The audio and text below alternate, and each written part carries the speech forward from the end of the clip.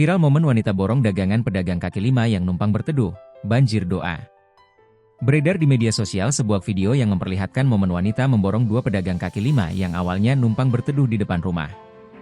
Hal tersebut mencuri perhatian, pasalnya dua pedagang itu banjir pembeli setelah seorang wanita memborong dagangan mereka.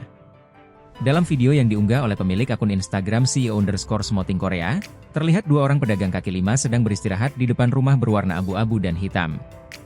Melihat momen tersebut, sang pemilik rumah memilih keluar dan membeli dagangan kedua pedagang kaki lima tersebut. Alih-alih membeli untuk dirinya dan keluarga, pemilik rumah bercat abu-abu itu mentraktir banyak tetangganya hingga siapapun yang melewati rumahnya. Banyaknya tetangga dan warga sekitar ikut bergabung melarisi dagangan pedagang kaki lima hingga terlihat habis dagangannya.